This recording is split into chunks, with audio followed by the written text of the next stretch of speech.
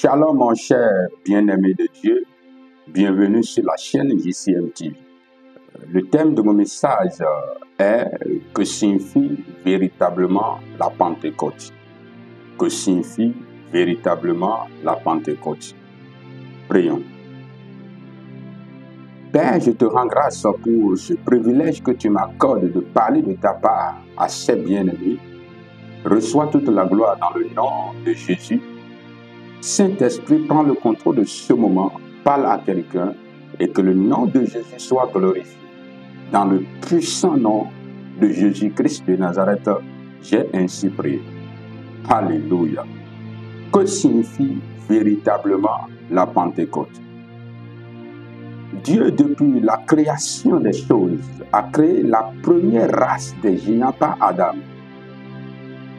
Cette race était charnelle, ce qui a permis au diable de vite les corrompre afin de prendre le dessus sur l'humanité. Cette race a été créée à l'image et à la ressemblance de Dieu, selon Genèse chapitre 1, le verset 26.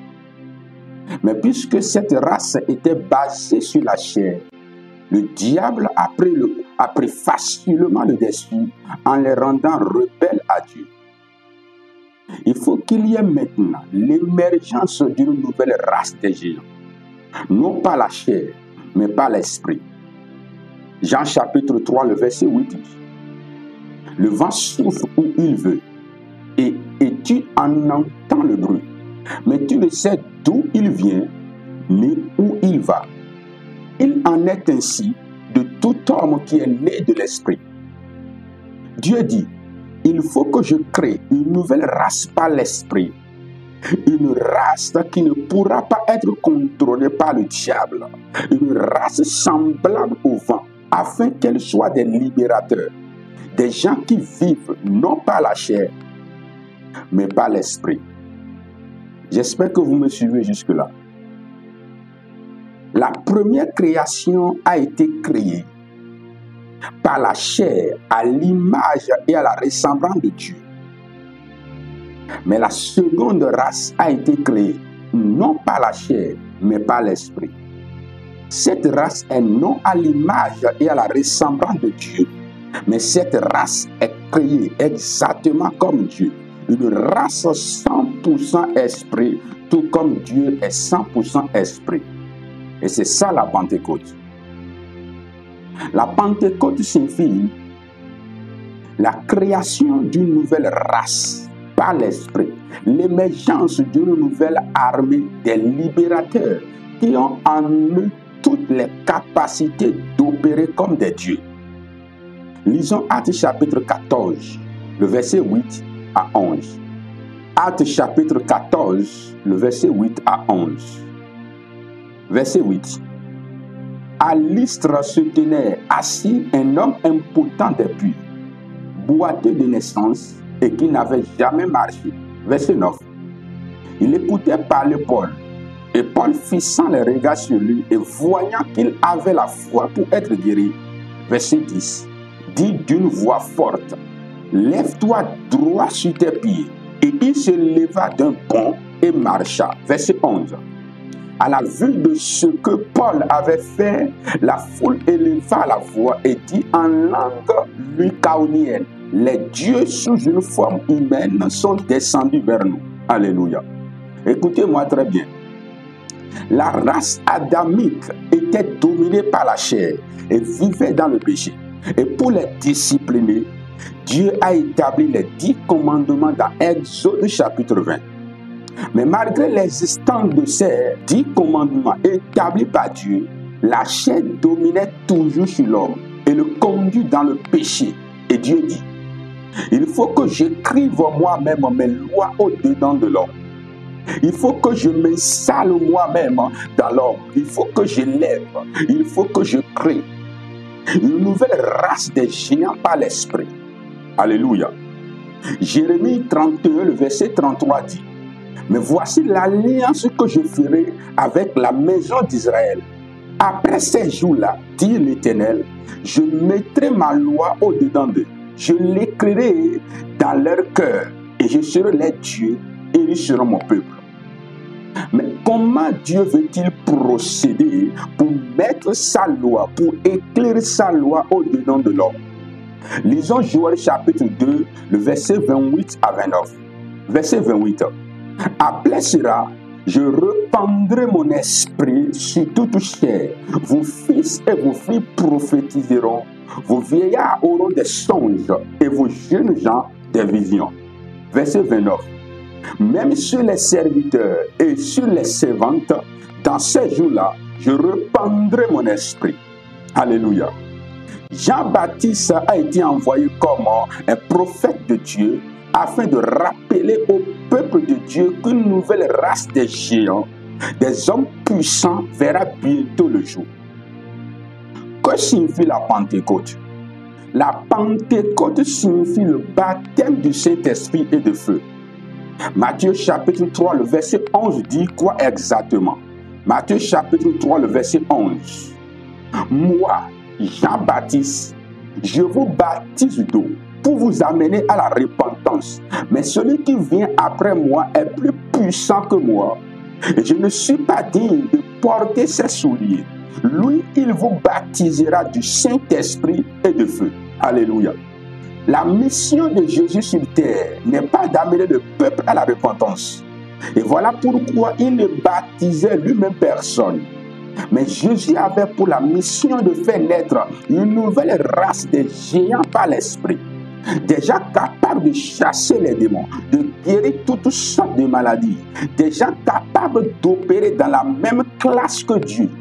Et voilà pourquoi Jésus pouvait dire dans Jean chapitre 5, le verset 19, que tout ce que le Père fait, le Fils le fait pareillement. Alléluia. Le Fils fait tout ce que le Père fait parallèlement. Autrement dit, que le Fils opérait dans la même classe, dans la même dimension que le Père. Mais qu'est-ce que le Fils nous a laissé comme bonne nouvelle avant de monter vers le Père? Lisons Jean 14, le verset 12. Jean 14, le verset 12 dit, en vérité, je vous le dis, celui qui croit en moi fera les œuvres que je fais, et il en fera de plus grandes, parce que je m'en vais au Père. Qu'est-ce que la Bible aimerait nous faire comprendre par là? Christ nous fait juste comprendre que, puisqu'il a fait pareillement les œuvres que le Père fait en étant sur la terre, maintenant, il nous donne l'assurance que si nous avons la foi, nous allons faire, pas pareillement, mais exactement comme le Père. Alléluia. Que signifie encore la Pentecôte? La Pentecôte signifie le revêtement de la puissance de Dieu qui fait des hommes des véritables témoins de Jésus-Christ. Actes chapitre 1, le verset 4 à 5 et le verset 8. Le verset 4. Comme il se trouvait avec eux, il leur recommanda de ne pas s'éloigner de Jérusalem, mais d'attendre ce que le Père avait promis. Ce que je vous ai annoncé, leur dit-il. Le verset 5. Car Jean a baptisé d'eau, mais vous, dans peu de jours, vous serez baptisés du Saint-Esprit. Le verset 8. Mais vous recevez une puissance, le Saint-Esprit survenant sur vous, et vous serez mes témoins à Jérusalem, dans toute la Judée, dans la Samarie et jusqu'aux extrémités de la terre. Alléluia. Que signifie encore la Pentecôte? La Pentecôte signifie également l'arrivée du Consolateur, l'Esprit qui conduit dans toute la vérité. Jean chapitre 16, le verset 13 dit, quand le Consolateur sera venu, l'Esprit de vérité, il vous conduira dans toute la vérité, car il ne parlera pas de lui-même, mais il dira tout ce qu'il aura entendu, et il vous annoncera les choses à venir. Nous sommes aujourd'hui dans un monde où les gens sont abattus à cause des problèmes de la vie, des chrétiens découragés. Mais la bonne nouvelle est que le Consolateur est là afin de vous consoler. Alléluia. Beaucoup prennent le mensonge, la tromperie comme un jeu, une comédie de nos jours. Les gens mentent sans sentir un regret dans leur cœur.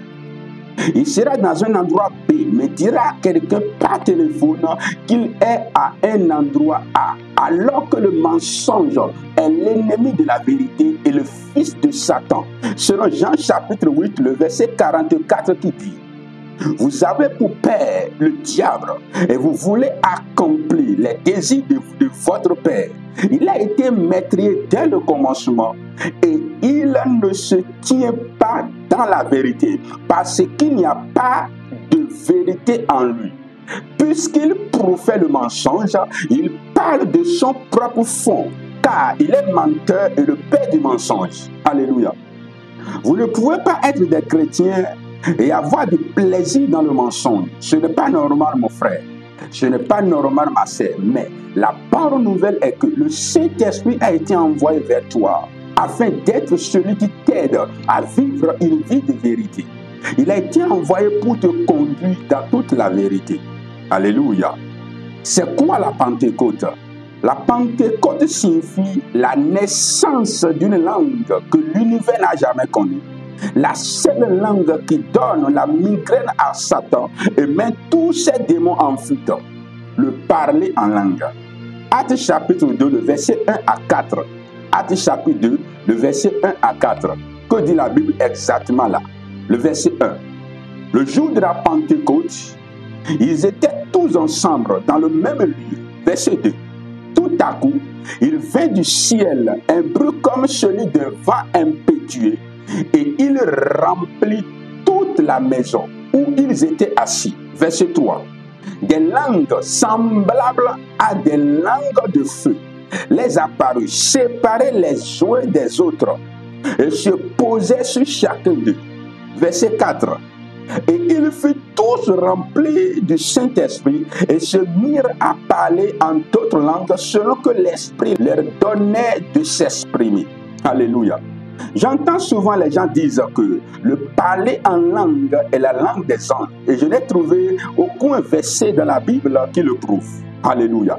D'ailleurs, si le parler en langue est la langue des anges, Satan, qui faisait partie des anges les plus gradés, devait déjà connaître, comprendre ou parler cette langue. Mais la vérité est que cette langue lui met mal à l'aise et l'empêche même de connaître ce que nous disons dans la prière. D'abord, la première personne qui a été baptisée du Saint-Esprit dans le Nouveau Testament est Marie, la mère de Jésus, lorsqu'elle devait porter la grossesse de Jésus. Lisons la Bible pour bien comprendre ce que j'essaie d'expliquer. Luc chapitre 1, le verset 35. Luc chapitre 1, le verset 35. La Bible dit, l'ange lui répondit, le Saint-Esprit viendra sur toi et la puissance du Très-Haut te couvrira de son ombre. C'est pourquoi le Saint-Enfant qui naîtra de toi sera appelé le Fils de Dieu. Et cela est arrivé exactement comme l'ange l'a déclaré. Maintenant, après que Marie soit remplie jusqu'au débordement, elle a rendu visite à Élisabeth. Et voilà ce que dit la parole de Dieu dans le verset 41. Dès qu'Élisabeth entendit la salutation de Marie, son enfant tressaillit dans son sein et elle fut remplie du Saint-Esprit. Elle fut remplie du Saint-Esprit. Nous n'avons pas lu dans ces versets que Marie ou Élisabeth est parlé en langue.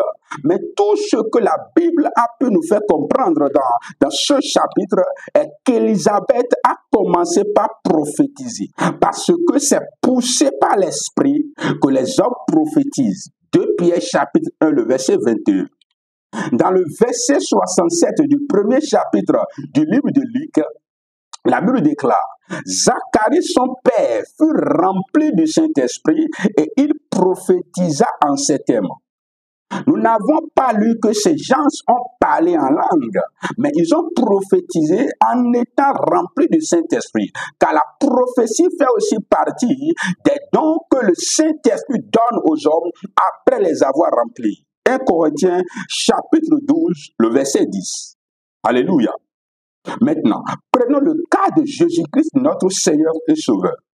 Après qu'il soit baptisé d'eau par Jean dans le Jourdain, nous lisons ceci dans Matthieu chapitre 3, le verset 16. Dès que Jésus eut été baptisé, il sortit de l'eau. Et voici les cieux s'ouvrirent et il vit l'Esprit de Dieu descendre comme une colombe et venir sur lui. C'est en ce moment que Jésus lui-même a été baptisé du Saint-Esprit. Mais nous n'avons lu dans aucun verset qu'il a parlé en langue. Mais bizarrement, depuis le livre des Actes chapitre 1, À chaque fois que le Saint-Esprit descend sur quelqu'un, la première chose que ça déclenche est de parler en langue. Voilà pourquoi je vous dis par révélation que cette langue a été stratégiquement créée après que Jésus fut monté vers le Père. Et elle a été libérée sur les premiers disciples afin d'être un mystère pour le monde des ténèbres. Alléluia. C'est la seule langue que Satan ne peut pas comprendre. C'est la seule langue que le chinois peut parler sans qu'on entende Shingonson. C'est la seule langue qu'un bégayeur peut parler sans bégayer. C'est la seule langue qui se parle dans tous les pays de la même manière, selon que l'Esprit le donne. Alléluia. Mesdames et messieurs, permettez-moi de vous présenter la langue qui empêche le monde des ténèbres de dormir, qui trouble des démons et les chasse, et qui revêt de puissance le croyant. On l'appelle le parler en langue. Et elle est indispensable pour chacun de nous. Elle est indispensable pour la vie et le survie de tout un chacun de nous sur cette terre. 1 Corinthiens chapitre 14, le verset 2 dit: en effet, celui qui parle en langue ne parle pas aux hommes, mais à Dieu, car personne ne le comprend. Et c'est en esprit qu'il dit des mystères. Celui qui parle en langue adresse directement ses mots, ses paroles à Dieu. La ligne directe qui envoie les prières vers Dieu s'appelle parler en langue. Et voilà pourquoi la Bible l'appelle un mystère. Quelque chose que n'importe qui ne peut pas comprendre. Et la seule manière de la comprendre est de recevoir la révélation. Et le révélateur de toutes choses est le Saint-Esprit. Laisse-moi te poser ces deux questions. Es-tu baptisé du Saint-Esprit? Parles-tu en langue? Mais la bonne nouvelle est que je vais prier pour toi, je vais prier avec toi et Dieu va te donner ce don aujourd'hui même au nom de Jésus-Christ. Mais d'abord, tu dois recevoir Jésus-Christ dans ta vie, dans ton cœur, comme ton Seigneur et Sauveur personnel. Et c'est non négociable, car personne ne peut véritablement parler en langue sans avoir véritablement accepté Jésus comme Seigneur et Sauveur personnel. Voilà pourquoi je t'invite à répéter cette prière avec moi. Seigneur Jésus, j'ai écouté ta parole et mon cœur a été vivement touché. Voilà pourquoi je viens à toi, pécheur que je suis. Mais pardonne-moi mes péchés, lave-moi par ton sang, inscris mon nom dans le livre de la vie éternelle. Je te reçois à partir d'aujourd'hui dans ma vie comme mon Seigneur et Sauveur personnel. Maintenant, je crois que je suis sauvé. Merci Seigneur Jésus d'avoir sauvé mon âme. Alléluia. Je vais maintenant prier avec vous. Père, dans le nom de Jésus-Christ, accomplis ta promesse du baptême du Saint-Esprit, du baptême de feu dans la vie de quiconque m'entend et le désire véritablement dans l'instant que je prie. Saint-Esprit, localise chaque personne qui a véritablement soif de toi et remplis cette personne maintenant. Remplis cette personne maintenant. Recevez le baptême du Saint-Esprit. Recevez le feu du Saint-Esprit.